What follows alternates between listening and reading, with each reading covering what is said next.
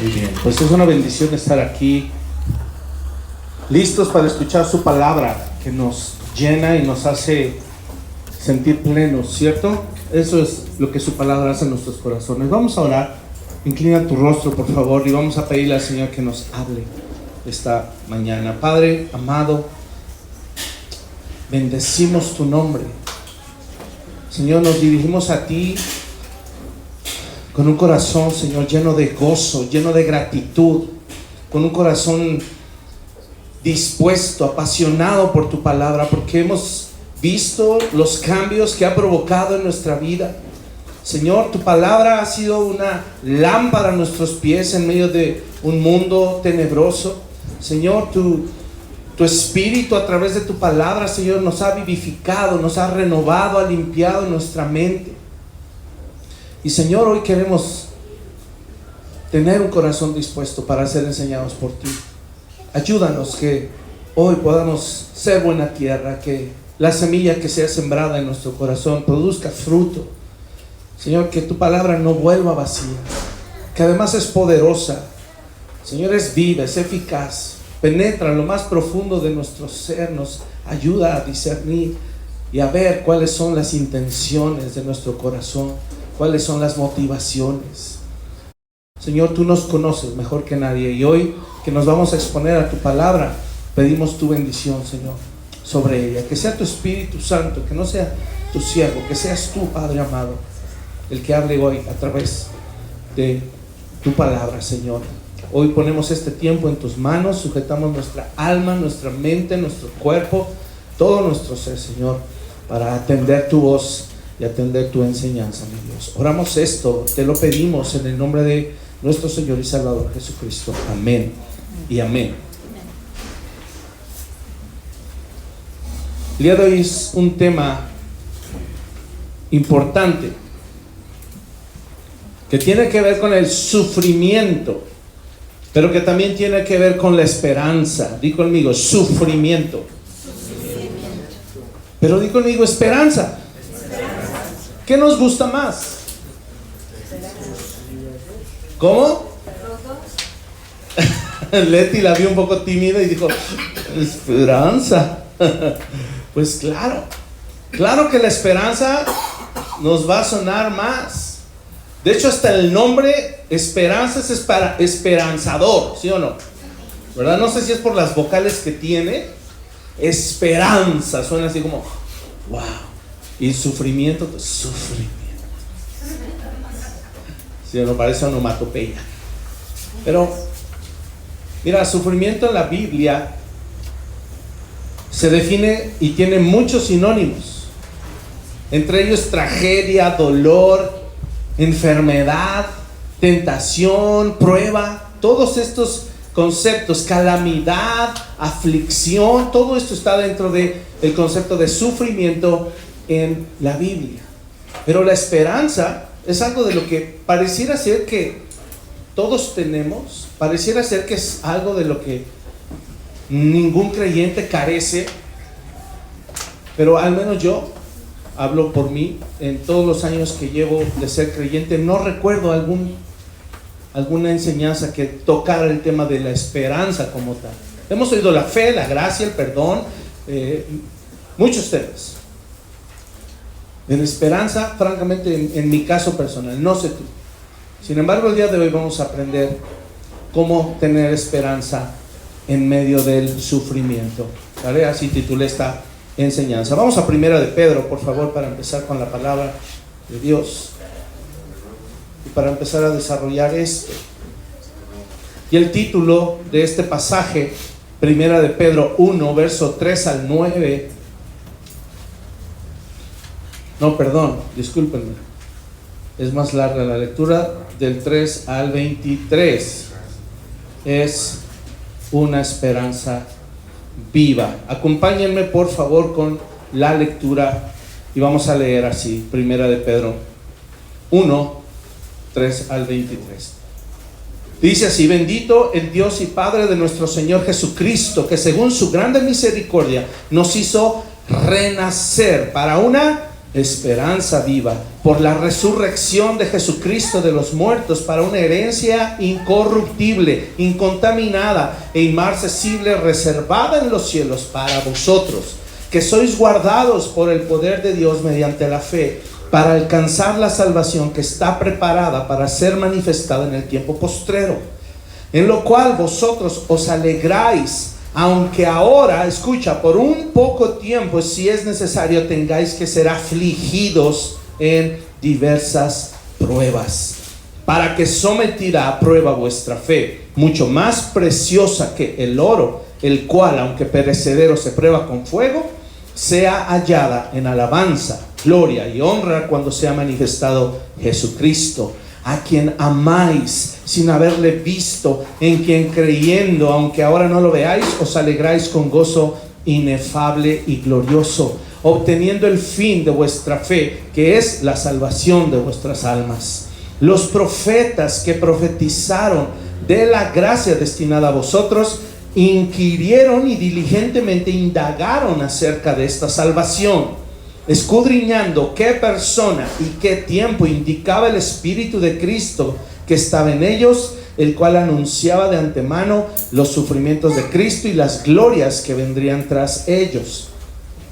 A estos se les reveló que no para sí mismos, sino para nosotros administraban las cosas que ahora os son anunciadas por los que os han predicado el Evangelio por el Espíritu Santo enviado del cielo, cosas en las cuales anhelan mirar los ángeles. Escucha, por tanto, esa palabra es crucial, porque es decir, a razón de lo que acabamos de leer, por tanto, ceñid los lomos de vuestro entendimiento, sed sobrios y esperad por completo en la gracia que se os traerá cuando Jesucristo sea manifestado.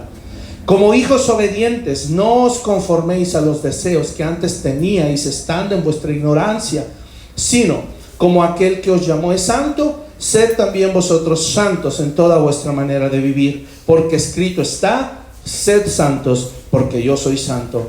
Y si invocáis por Padre aquel que sin acepción de personas juzga según la obra de cada uno, conducíos en temor todo el tiempo de vuestra peregrinación, sabiendo que fuisteis rescatados de vuestra vana manera de vivir, la cual recibisteis de vuestros padres, no con cosas corruptibles como oro o plata, sino con la sangre preciosa de Cristo, como de un cordero sin mancha y sin contaminación, ya destinado desde antes de la fundación del mundo, pero manifestado en los postreros tiempos por amor de vosotros, y mediante el cual creéis en Dios, quien le resucitó de los muertos y le ha dado gloria, para que vuestra fe y esperanza sean en Dios, habiendo purificado vuestras almas por la obediencia a la verdad mediante el Espíritu, para el amor fraternal no fingido. Amaos unos a otros entrañablemente de corazón puro, siendo, fíjate, está cerrando esta sección como empezó, siendo renacidos, no de simiente corruptible, sino de incorruptible, por la palabra de Dios que vive y permanece para siempre. Amén. Si yo fuera a predicar de todo esto, no nos vamos. ¿Okay? Extraje algunos puntos importantes de aquí, porque necesitamos tocar la parte del sufrimiento. Nuestra fe tiene que ser probada por el fuego. Es necesario. Y al igual que el oro, tú sabes que se prueba ¿con qué? Con fuego. Por eso el apóstol Pedro está usando esta figura de la purificación del oro, para saber si es legítimo. Por eso es que se debe probar por fuego, porque las impurezas salen cuando el oro no es puro. Así es de que nuestra fe también debe ser probada como legítima. Y la pregunta sería, ¿por qué debe ser así? Pregúntale a tu hermano, ¿por qué debe ser así? ¿Por qué hay que sufrir? ¿Por qué tanta agresión, verdad? Uno pensaría, ¿acaso no hay una manera más sencilla? Piénsalo. El sufrimiento es algo que está ligado a la vida terrenal. En el mundo, Jesús lo dijo, ¿verdad? ¿De verdad acaso no hay un camino más fácil? Tú y yo sabemos la respuesta. ¿Cuál es? No lo hay. No lo hay. No hay un camino más fácil. Pero para ayudarnos en la senda del sufrimiento, el Señor nos dio la esperanza. ¿Vale? Y no cualquier esperanza. Dice aquí una esperanza viva, la cual no es ilusoria. No hay una ilusión en esa esperanza. No es un espero que suceda. Ay, Dios mediante Él quiera. Mira, Dios habla tanto en su palabra de tantas verdades y tantas promesas que Él no ha faltado a una sola de ellas. Y por eso tú y yo podemos tener esperanza. Porque es fundamental para la vida del creyente. Es fundamental, hermano. Tanto que incluso Pablo, ¿qué dijo? ¿Verdad? Que nuestra vida antes de Cristo, ¿cómo estaba? Según Efesios 2:12. En aquel tiempo estabais sin Cristo, alejados de la ciudadanía de Israel y ajenos a los pactos de la ¿qué? Promesa. ¿Y cómo termina ese versículo? Sin esperanza y sin Dios en el mundo. Así es que, ¿qué vamos a aprender el día de hoy? Que cuando nos encontremos en medio del sufrimiento, puedes tener la esperanza de 6 cosas. La primera, y anótenlas, esto lo vamos a desarrollar. Podemos en medio del sufrimiento tener la esperanza de 1, una vida nueva. La esperanza de una vida nueva. Número 2, podemos tener la esperanza de una herencia incorruptible. Una herencia incorruptible. Número 3, tenemos la esperanza de ser guardados para salvación. La esperanza de ser guardados para salvación. 4, la esperanza de tener gozo, ¿verdad? Porque ¿a quién le gusta sufrir con amargura? Es mejor sufrir con gozo. Así es de que podemos tener esa esperanza. 5, tener la esperanza de ser santificados en la palabra. Tenemos esa esperanza de ser santificados en la palabra. Y para cerrar, tenemos la esperanza de la vida eterna. Así es de que vamos a empezar. Número 1, tenemos la esperanza de una vida nueva. Hermanos, la esperanza del creyente, según lo que acabamos de leer, si nos enfocamos en el versículo 3, donde Pedro empieza a decir: bendito el Dios y Padre de nuestro Señor Jesucristo, según su grande misericordia, nos hizo ¿qué? Dice allí, renacer. Y no puedo dejar de pensar en Nicodemo, que pensaba el pobre que tenía que meterse al vientre de su mamá otra vez. Y Jesús le dijo: no, el que no naciere de agua y del Espíritu no puede ver el reino de Dios. Y esta vida, hermanos, la vida nueva que el Señor hoy nos da, justo tiene que ver con poner nuestra esperanza en la resurrección de Jesucristo. Por eso es una esperanza nueva y viva, porque está basada en la resurrección de Cristo. Mira, la esperanza no es un rasgo o no es algo que esté relacionado con el ser humano. No es una esperanza humana, para que me entiendas. Cuando tú y yo hablamos de la esperanza, al igual que la fe, al igual que el amor, al igual que todas las manifestaciones del fruto del Espíritu, son divinas, son espirituales. Y la esperanza es algo que el Señor provee para sus hijos. No es algo que tú y yo podemos producir por nuestra cuenta. Y por eso no debe estar basada en tu estado de ánimo ni en tu estado de cuenta. Porque ahí nunca vas a encontrar esperanza. Tu esperanza, según este primer versículo, el verso 3, dice: por la resurrección de Jesucristo de los muertos. Gracias a la resurrección, aquel que Él venció la muerte, tú y yo podemos tener la esperanza de que hoy tenemos una vida nueva y que hemos renacido. No tendría sentido este versículo tan famoso y que me encanta, 2 Corintios 5:17, de modo que si alguno está en Cristo, ¿qué cosa? Nueva. Todo es hecho nuevo. ¿Por qué? Por la resurrección de Cristo. Ahora, olvidamos a veces que en la resurrección de Cristo también estuvo involucrado la palabra de Dios. ¿Quién anunció que Cristo resucitaría de la muerte? ¿Quién lo anunció? Los profetas. ¿Y qué hacía un profeta? ¿Qué hacía un profeta en el Antiguo Testamento? Hablaba o era la voz de Dios. Pues no fue el profeta, fue Dios mismo el que declaró que Cristo resucitaría de entre los muertos.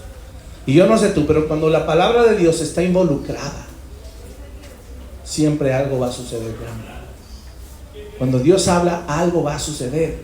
Siempre. A veces tarda, ¿sí sabían? A veces tarda.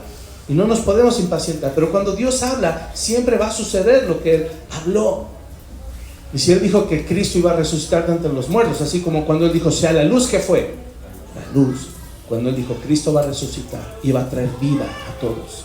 ¿Qué sucedió? Que Cristo resucitó y aquellos que por la fe abrazaron el Evangelio, renacieron de nuevo también y tienen la oportunidad de una vida nueva.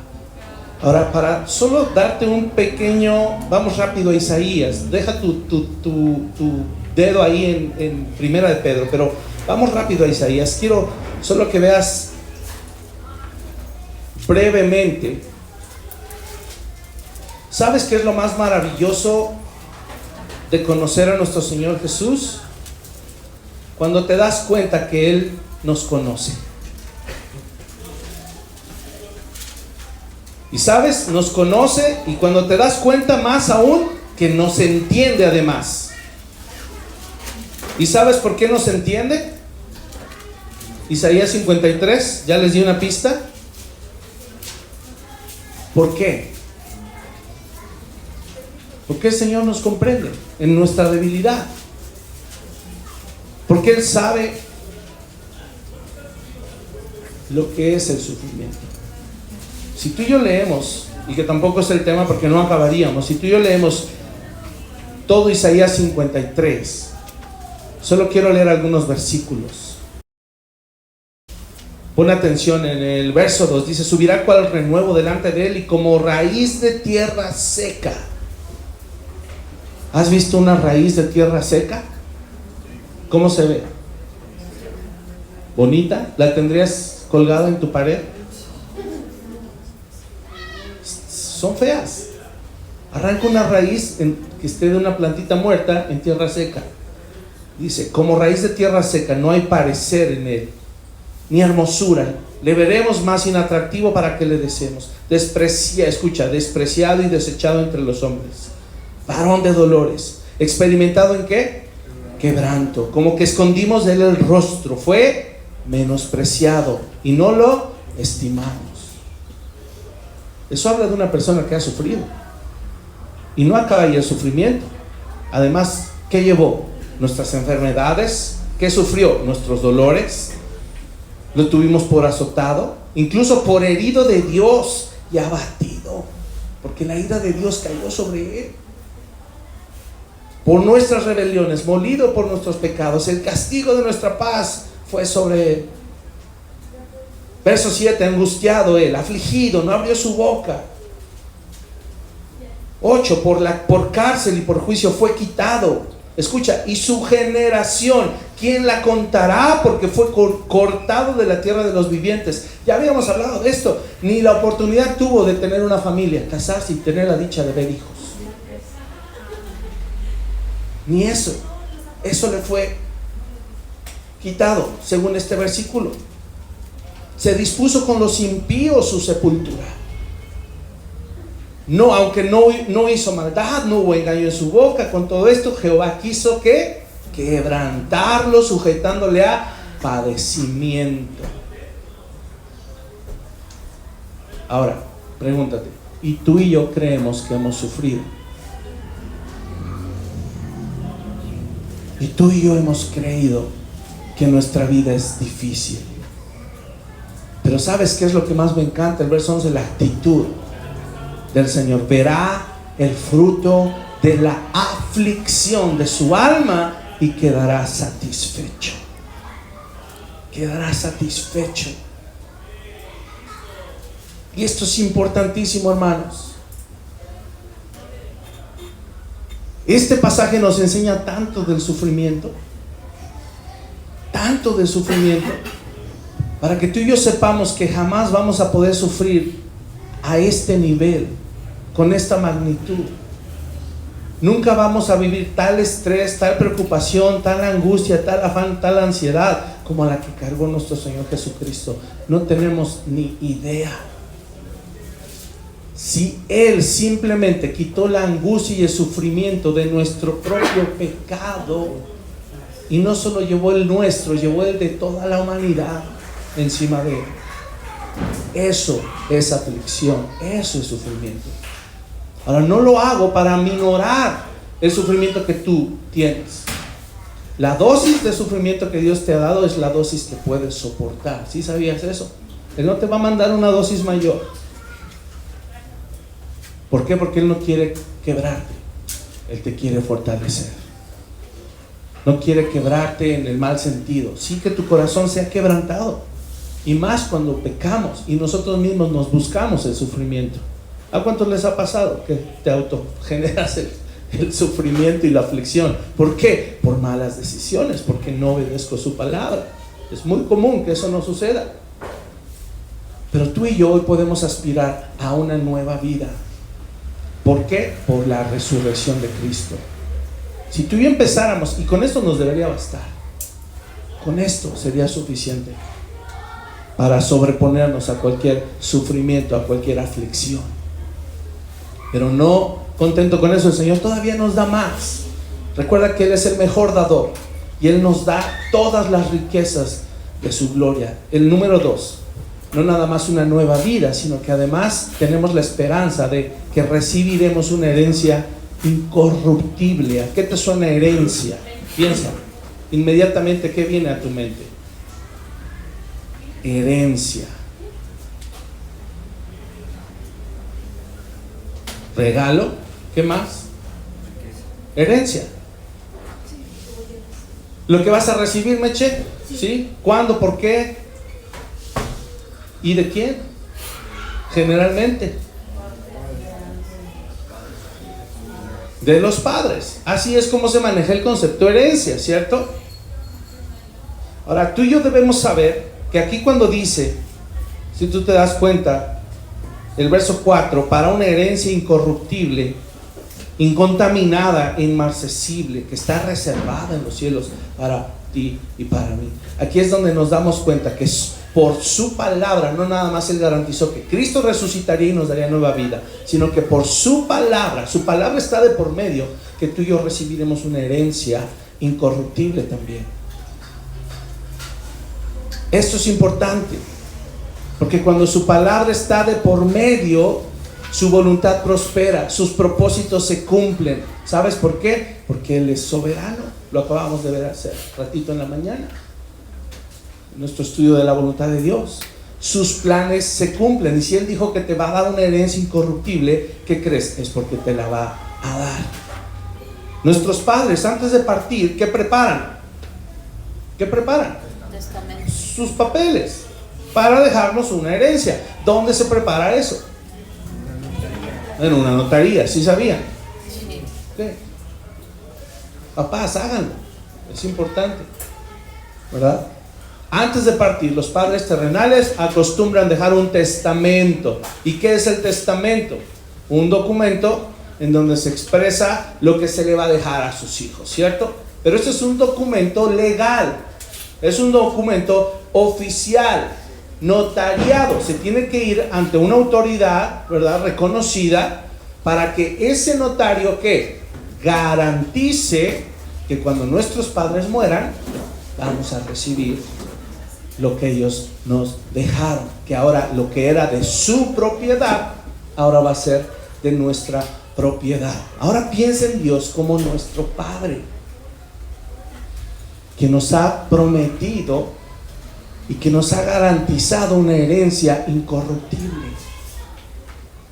Por eso es que cuando tú y yo sufrimos económicamente, hay muchas personas que ponemos nuestra esperanza, ¿verdad? Tristemente, en los bienes materiales y cuanto más en la herencia. Ay, ya cuando mi papá o mi mamá se mueran me sacarán de pobre.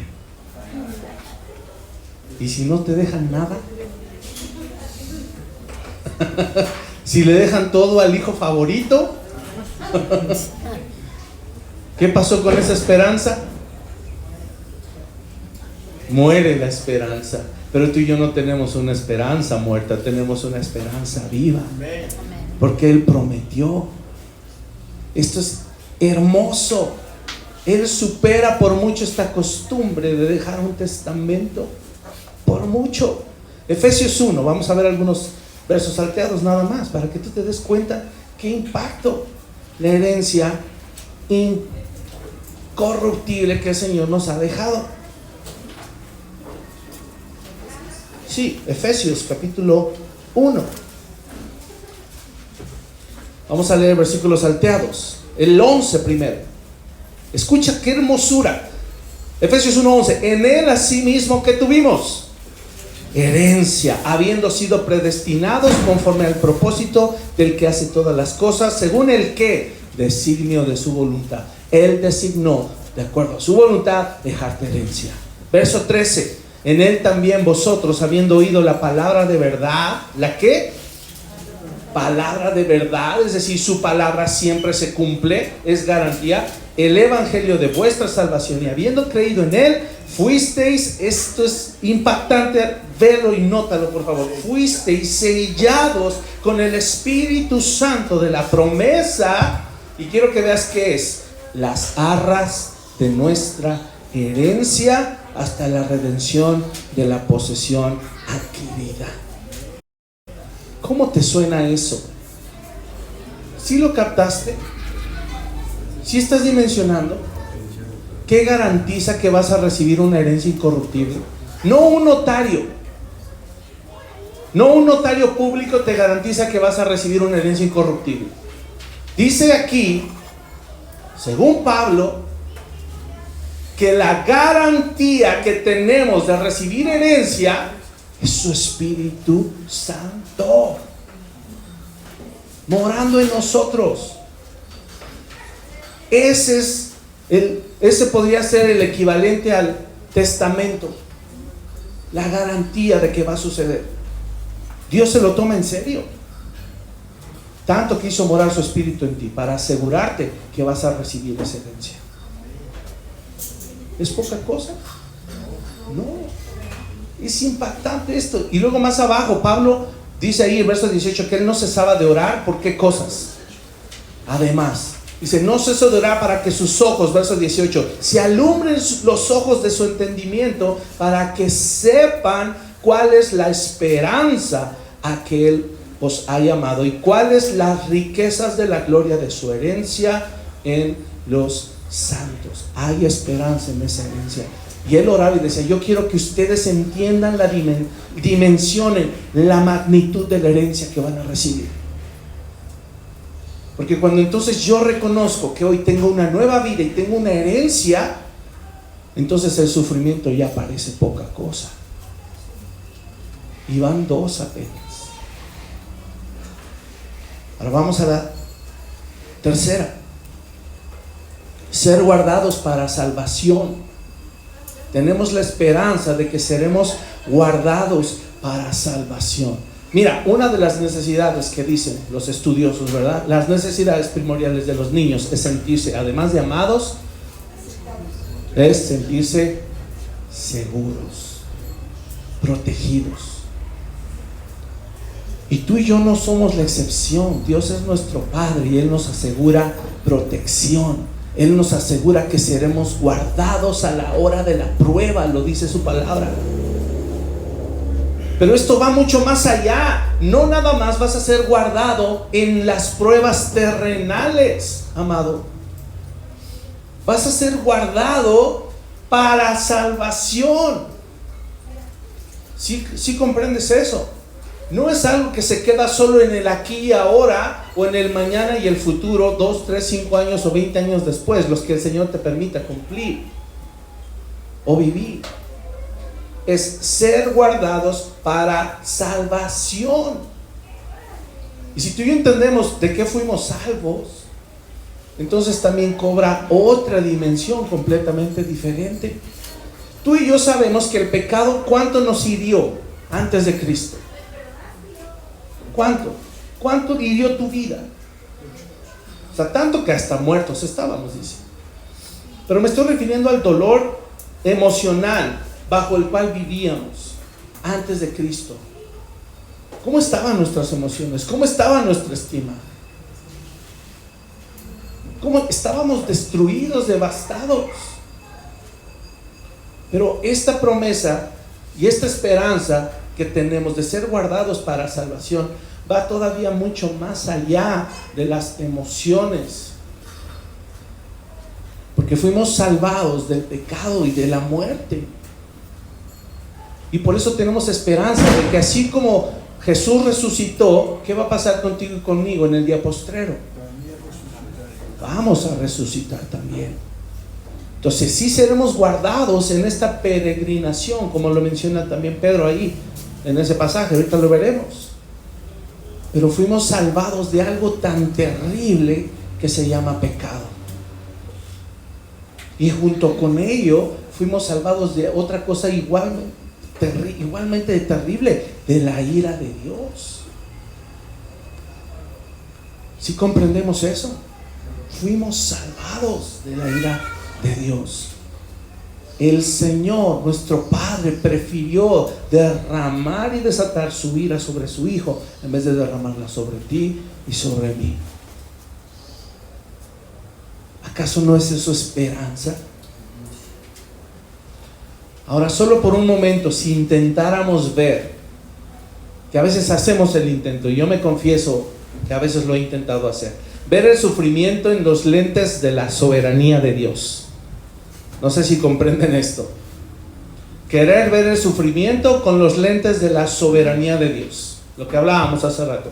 Señor, por favor, dime, ¿qué va a pasar conmigo? Quiero saber. ¿Por qué estoy sufriendo? Ayúdame, por favor, quiero entenderlo. Y sabes, olvidamos que la soberanía solo la aporta Él. A ti y a mí no nos corresponde.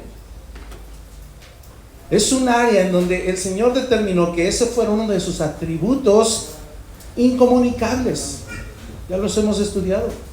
Tú sabes, la soberanía de Dios no nos la va a compartir. Nunca. La omnisciencia tampoco. No nos la va a hacer saber. Ni el por qué, ni para qué sufrimos, ¿verdad? Aquí, así, con santo y seña. No necesariamente. No vamos a ver nada si queremos. Ya lo aprendimos. Pero si lo vemos a través de su fidelidad, entonces va a ser más fácil afrontar el sufrimiento. Porque yo estoy seguro que el destino, yo estoy seguro que el propósito va a obrar a mi favor, va a obrar para mi bien. Eso es lo que dice Romanos capítulo 8. Para los que aman al Señor, los que conforme a su propósito han sido llamados, ¿verdad? Todo, incluso el sufrimiento, la aflicción, todo obra a bien, o para nuestro bien, o a nuestro favor en otras versiones de la Biblia. Pero debemos verlo bajo su fidelidad, no bajo su soberanía, porque no podemos cuestionar sus propósitos, no podemos cuestionar sus planes, jamás. Solo podemos confiar en su fidelidad. Y cuando tú empiezas a confiar en su fidelidad, ¿sabes qué hace el Señor? Que Él aumenta tu fe también. Él te ayuda a que crezcas en la fe. ¿Y eso lo necesitará el creyente? ¿La fe? ¿O no? Para todo se usa. Para todo lo usamos. Así es de que no necesitamos saber qué nos depara el futuro terrenal. Con que nosotros sepamos cuál es nuestro futuro celestial es más que suficiente. No te preocupes por el futuro terrenal. preocúpate por el futuro celestial.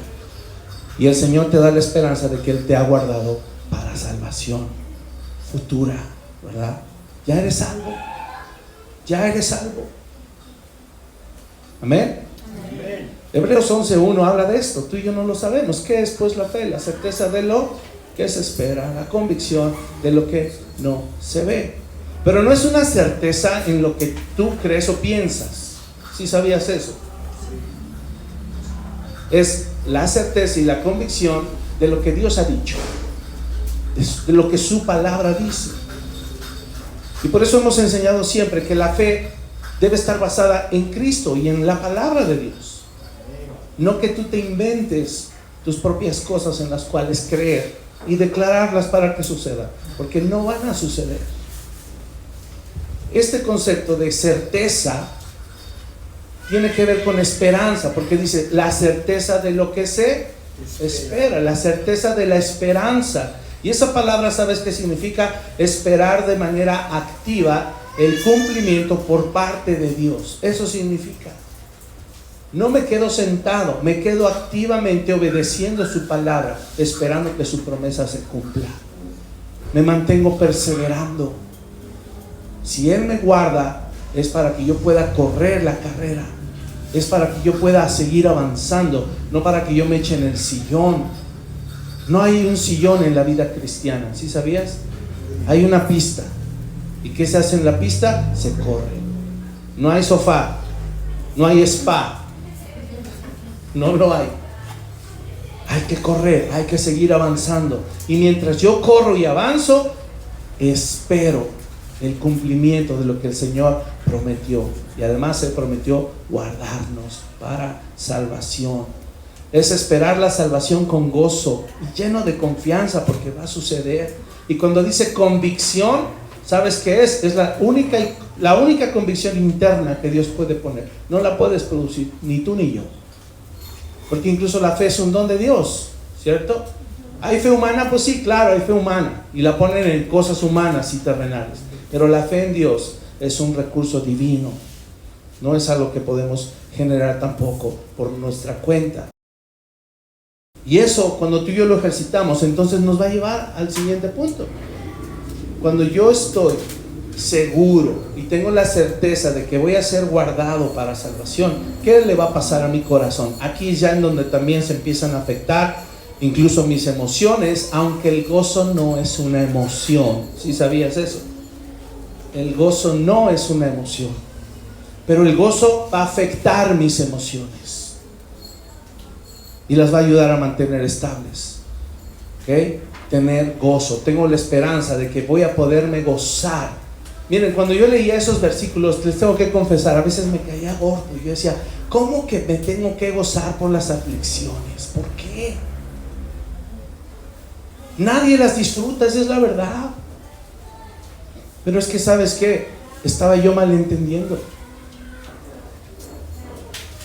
No es la aflicción la que te produce gozo, es el resultado de la aflicción lo que es para gozarse. ¿Tú crees que Jesús no le dolió todo el calvario, todo el martirio? ¿No le dolió que le arrancaran la barba? ¿No le dolió su corazón cuando sintió la humillación, cuando le escupieron el rostro? Si a nosotros no nos saludan y nos duele tanto y que nos ofendemos porque sentimos que nos humillaron al pasarnos por alto, imagínate públicamente haber sufrido todo lo que Él sufrió. ¿Quiere decir que Él halló gozo en todo ese dolor? No. El gozo es lo que iba a producir su muerte. El resultado de ese sufrimiento es lo que produce el gozo, no el sufrimiento en sí mismo. Por eso me caía gordo el versículo, porque yo no lo entendía. Yo decía, ay, sí, qué feliz. Ay, me está doliendo. No, pues no puedes ni reírte ni llorar al mismo tiempo, no se puede. El sufrimiento te va a doler, sí. ¿Y qué crees? Necesitas llorar. Y necesitas llorar mucho. Pero no te quedes ahí. Piensa en lo que se está produciendo en ti. Piensa en lo que el Espíritu Santo está obrando en ti y en lo que se va a ver en el futuro. Eso es para gozarse. Si a mí me hubieran dicho lo que el Señor iba a hacer conmigo y mi esposa y mis hijos, no sabíamos cuántos íbamos a tener, me hubiera dado risa después de que me alejé del Señor. Ustedes lo saben. Entender tanta gracia, tanta misericordia. Por eso sí, sufrimos, lloramos, claro. Y mucho. Nos pesa. Pero hay un gozo profundo porque sabemos que eso va a pasar. Hallamos esperanza cuando leemos esta leve tribulación momentánea. Sopórtala con gozo, un recurso espiritual que el Señor te da, para que sepas que va a venir algo mejor. Y no lo digo a son de humanismo, ¿verdad? Siempre después de una tormenta viene el sol, la luz del sol. No me refiero a eso. Es que es verdad que el Señor nos ha prometido que después del sufrimiento algo Él produce en nosotros. Jesús lo vivió, dice, por el gozo puesto delante de Él, sufrió la cruz. No dice sufrió la cruz con gozo. No dice eso. Le dolió. Y tuvo que ir a clamar y a derramar su corazón delante del Padre en el huerto del Getsemaní. Lo tuvo que hacer. Pero ¿qué lo levantó de allí? La certeza, la esperanza, el gozo puesto delante de Él, de que Él iba a ser sembrado, el grano de tierra iba a caer, iba a morir e iba a dar mucho fruto. Tú y yo somos el fruto de su aflicción. Tú y yo somos ese fruto. Y por eso Él fue con gozo y lo soportó. Así es de que el gozo, repito, no es por el sufrimiento, sino por lo que produce el sufrimiento. Esta palabra que dice, es necesario, si regresamos a primera de Pedro, es necesario que sean afligidos, verso 6, en lo cual vosotros os alegráis, aunque ahora por un poco de tiempo, si es necesario, tengáis que ser afligidos en diversas pruebas. Y esa palabra afligido significa pena profunda, experimentar un dolor profundo. Sí significa tristeza emocional, hermano, aflicción severa. Es una palabra intensa, esta palabra afligido. Tanto que, sabes, es una palabra que usan para referirse al dolor del parto. Para eso usaban esta palabra también, para decir cuando una mujer tenía los dolores del parto. Piensa en una mujer dando a luz de forma natural, el dolor. Mi mamá a los 5 nos tuvo así. Yo no te costé tanto. Ya después sí, porque era yo el más latoso. ¿Verdad? Al menos en el parto sé que no fui yo, ¿verdad?, el que te causó más dolor. Pero imagínate, esa es la clase de dolor que dice con el cual vamos a ser afligidos. Entonces, si pensamos un momento en nuestro Dios soberano, permitiendo el sufrimiento y aflicción, es entonces que descubrimos, eso es la prueba. Eso es la prueba. El sufrimiento y la aflicción que Dios permite. ¿Para qué? Para que obren a nuestro favor. Lo dije hace ratito, Jesús dijo, en el mundo tendréis aflicción, pero confíen, yo he vencido ese sistema mundano que provoca aflicción. Yo lo he vencido. Y sabes cómo se usa a nuestro favor, es maravilloso, porque está hilado con el quinto punto. Para santificarnos en la palabra. Por eso tenemos la esperanza también de que el sufrimiento nos va a ayudar a ser santificados. Quiero que te imagines al mundo. Imagina el mundo, el sistema del mundo como un bosque. Imagínatelo como un bosque. Llamémosle, me recordó a el progreso del peregrino. ¿verdad? No sé si hacen esa alusión, a lo mejor de ahí se me vino a la mente. Pero imagínate que el mundo le llamamos el bosque de la aflicción, ¿verdad? O el bosque del sufrimiento. Y de repente miras a Dios como un leñador. Y tú encuentras que el Señor está caminando hacia el bosque y se adentra con una hacha y va y trae leña. Entra al bosque y corta leña en ese mundo de aflicción, ¿verdad? El bosque del sufrimiento. Y corta y trae leña, ¿verdad? Pero después te das cuenta, cuando el Señor sale de ese bosque, que trae la leña, y te das cuenta que en realidad Dios no es un leñador. Te das cuenta que el Señor fue a cortar leña para avivar el fuego, porque Él es orfebre. Y Él va a calentar oro y va a purificar oro. Y entonces Él pone allí el oro, pone la leña que fue a traer del mundo, fue a traer la aflicción y avivó el fuego de la prueba, porque la prueba está relacionada con el fuego, y Él nos pone ahí. Y entonces empieza el fuego. ¿Y qué sentimos? Calor, no, hermano Arnulfo, más que eso. Quemazón, angustia. Piénsalo por un momento. Estar ahí en manos del orfebre, siendo purificados. Entonces, el Señor utiliza justo las aflicciones que este mundo provoca, las usa a nuestro favor y las pone allí. Y es muy curioso qué significa la palabra orfebre. Yo no sabía, me puse a averiguar. Resulta que viene de dos raíces latinas.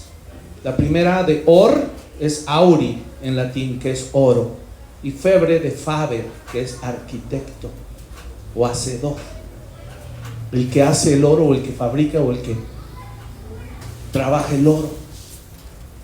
Y entonces la esperanza que podemos tener en esto, hermanos, es una certeza de que el Dios soberano, que conoce todas las cosas, Él anticipó los sufrimientos que tú y yo íbamos a tener en este mundo. Él ya sabía, y Él ya sabe todos los sufrimientos que tú vas a tener. Y eso lo usa como leña para avivar el fuego y para someternos a prueba y empezar a purificarnos, ponernos a prueba, entrenar nuestra paciencia y para que finalmente seamos santificados.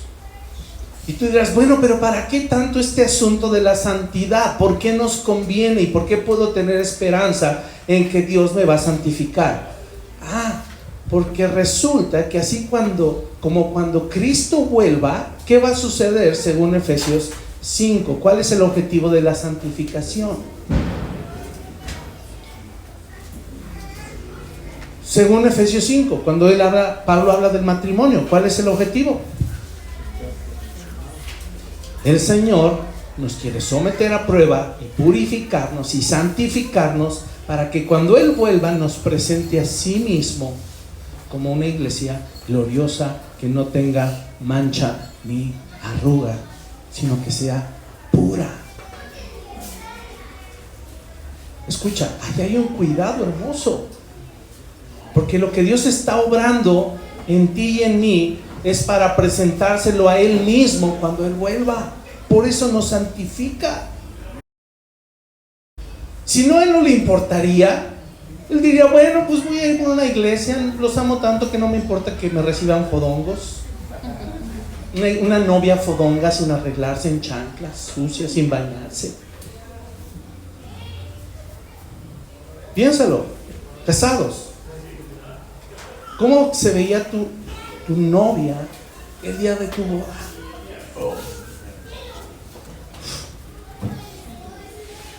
Le estoy echando ojitos y no me hace caso.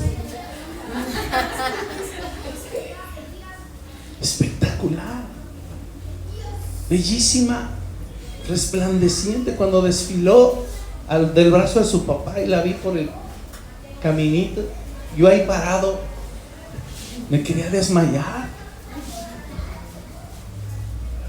Qué increíble es la obra que el Señor hace con nosotros. Y nos conviene la aflicción y la prueba, porque sabemos entonces que vamos a estar relucientes para recibirlo y volverlo a ver cara a cara. Va a ser hermosísimo eso. Y creo que a eso se refiere uno de nuestros versículos que nos hemos aprendido como iglesia, de Hebreos 12, tú recuerdas, que la disciplina que produce fruto apacible de justicia. Y de hecho versos más abajo dice que busquemos la santidad sin la cual nadie verá a Dios. Y por eso puedes tener esperanza en las pruebas. Qué bueno que las detectas. Dices, gracias Señor por eso que estoy viviendo, porque es la esperanza que te voy a ver cara a cara cuando vuelvas por mí. Qué hermoso es Él. Y para terminar, 6, ¿a qué nos lleva entonces? A la vida eterna. Mira, no es solo una vida nueva, amado.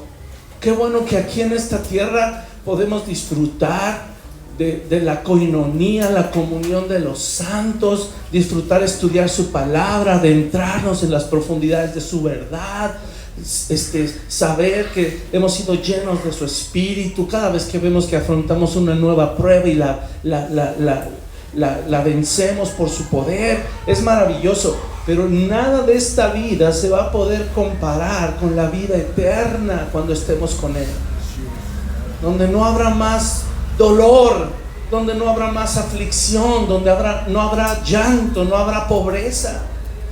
Qué hermoso es eso.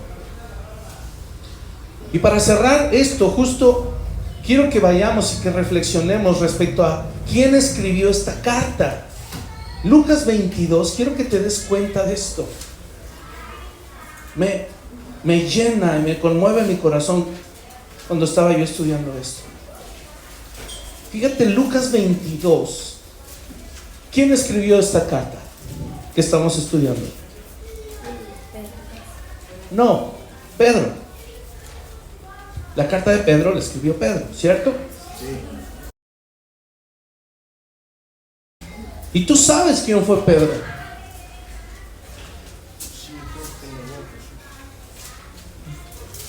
Trata de meterte a esta historia. Lucas 22, con esto ya termino, ya estoy justo en la conclusión. Lucas 22 dice, verso 31: dijo también el Señor. Mira, yo no sé qué haríamos tú y yo si el Señor Jesús nos dice esto. Simón, Simón, he aquí, Satanás te ha pedido para zarandearte como a trigo. Escucha esas palabras. Satanás, Pedro, bueno, en este momento dijo Simón, Simón, y pon tu nombre, imagínate que te dijera Emily, Daniel, Pichi, Caro, pon tu nombre. ¿Qué crees que Satanás te ha pedido porque te quiere zarandear como a trigo? Y aquí Jesús en el 32 no dice, pero yo no lo voy a dejar. No, Él dijo, yo he rogado por ti. ¿Qué cosa? Que tu fe no falte. Escucha, qué hermosura. Y tú, una vez vuelto, confirma a tus hermanos. Ahora, quiero que te enfoques en la respuesta de Pedro. Él le dijo, Señor, dispuesto estoy a ir contigo, no solo a la cárcel, sino también a la muerte. Imagínate Jesús sabiendo que iba a suceder, ¿verdad? Y Él le dijo, Pedro, te digo que el gallo no cantará hoy antes que tú niegues 3 veces que me conoces. Pedro aún no conocía la esperanza. Todavía no sabía qué era la esperanza. ¿Sabes qué me encanta de esto? Jesús no le dijo, Satanás te va a zarandear. ¿Y qué crees, Pedro? Que vas a ser cizaña. No hay fruto en ti. Le dijo, te vas a zarandear como trigo. Porque yo no sé si tú sabes qué pasa cuando zarandeas el trigo.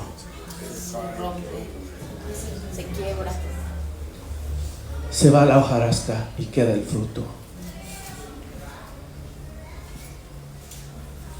Tú y yo necesitamos ser zarandeados para que quede el fruto. Pero que el Señor nos ayude a no responder como Pedro, pensando que somos súper cristianos, súper espirituales, que lo tenemos todo resuelto y que Él puso humanismo puro ahí. Dijo: Señor, yo te voy a defender, voy a ir hasta la muerte por ti. Y a la mera hora no sucedió. No sucedió. Y tan no iba a suceder que Jesús le dijo: ay, Pedro, una vez que regreses vas a comprender. Y ahí te pido, confirma a tus hermanos. Es decir, vas a haber aprendido, te vas a haber fortalecido tanto que vas a ser capaz de escribir la primera carta de Pedro, en donde nos enseña que podemos tener una esperanza viva. Tú sabes, también en los otros evangelios le dijo: yo iré a la muerte por ti, Señor. Pero tú y yo sabemos que el evangelio, hermano, y la vida cristiana no se basa en dar nuestra vida por Jesús, se basa en que Él dio su vida por nosotros. El evangelio no se basa en que tú ames a Dios, se basa en que Él nos amó primero. No se basa en que seamos fieles a su palabra, sino en que Él es fiel a su palabra. Asimismo, la esperanza no es un fruto de nuestra aflicción, la esperanza es un fruto de su aflicción, hermanos. Es maravilloso poder comprender esto. Ten cuidado con el sufrimiento, porque si es lo único que tú ves, te va a consumir. Ten cuidado de las aflicciones y los problemas que sufras, porque si no eres capaz de poner tu esperanza en estas cosas, te va a destruir, te va a desanimar. El afán te va a ahogar, la amargura te va a consumir y vas a contaminar a muchos. Por eso el Pablo nos advierte, 1 Tesalonicenses 5, te lo sabes, verso 6: no durmamos como los demás, sino velemos, seamos sobrios. Y si tú vuelves a Lucas 22, en el verso 39, cuando Jesús va a orar en Getsemaní, ¿qué fue lo que Jesús les dijo? Mi alma está afligida. Oren por favor conmigo, para que no entren en tentación. Y justo esa palabra tentación significa la que estamos estudiando: prueba, aflicción. Oren para que cuando venga el sufrimiento no se enfoquen solo en el sufrimiento. Oren para que su mente se pueda enfocar en la esperanza viva que yo les he dado. 3 veces Jesús le suplicó a sus discípulos: oren conmigo, oren conmigo. ¿Y qué pasó con ellos? Se quedaron dormidos. ¿Y sabes cuál es la razón? ¿Tú sabes por qué se quedaron dormidos?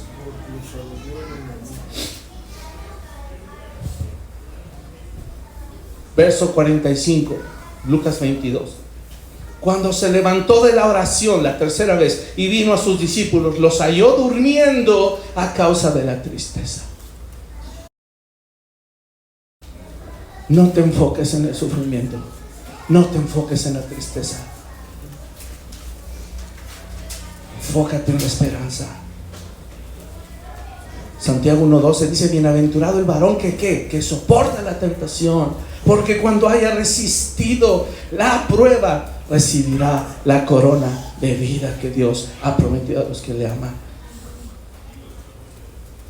Y eso dice los versos 7 y 9 de nuestra carta que estudiamos, versos 7 al 9, 1 de Pedro: para que sometida a prueba vuestra fe, mucho más preciosa que el oro, el cual aunque perecedero se prueba con fuego, sea hallada en alabanza, gloria y honra cuando sea manifestado Jesucristo, a quien amáis sin haberle visto, en quien creyendo, aunque ahora no lo veáis, os alegráis con gozo inefable y glorioso, obteniendo el fin de vuestra fe, que es la salvación de vuestras almas.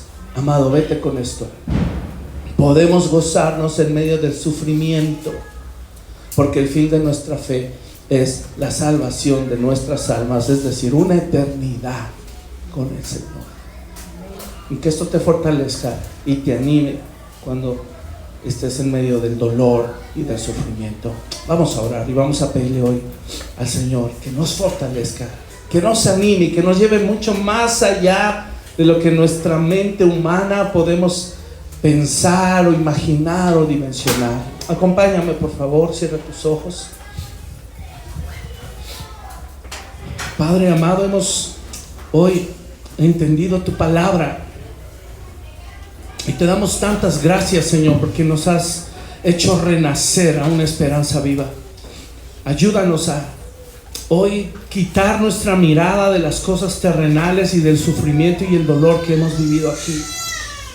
Señor, que cada uno de nosotros podamos entender la grandeza de tu amor, que podamos dimensionar que nada, Señor, de lo que hemos vivido y de lo que viviremos en el futuro se ha salido de tu soberanía, de tu control. Y por eso, Señor, hoy simplemente queremos darte gracias. Probablemente lo sabíamos y lo habíamos olvidado, o probablemente no lo sabíamos y no lo teníamos claro. Señor, cualquiera que sea el caso de mis amados hermanos, hoy aquí, hoy te pido tu gracia, Señor, una mayor revelación y mayor comprensión de esta palabra, Señor, para que lo puedan llevar a la práctica en sus vidas.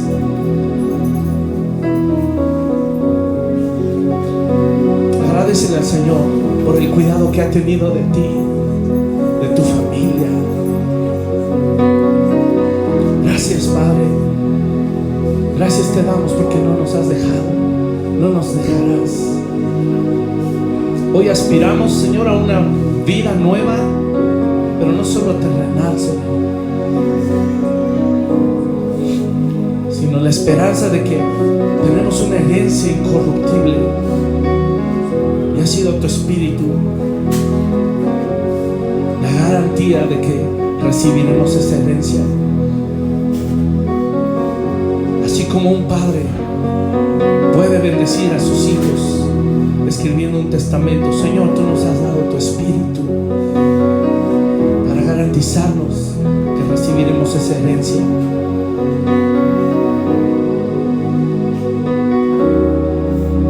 Gracias te damos, Señor, porque podemos vivir ahora gozándonos, sabiendo que después de la aflicción, después de la prueba, vendrá el gozo, Señor, porque veremos lo que tú produciste en nosotros. Veremos cada vez más a Cristo en nuestra vida, en nuestro carácter, en nuestro matrimonio, en nuestros hijos. Gracias, Señor, porque nos está santificando.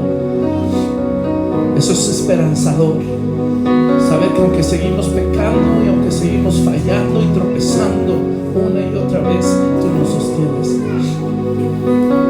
porque el fin y el objetivo, Señor, es que nos vas a presentar a ti mismo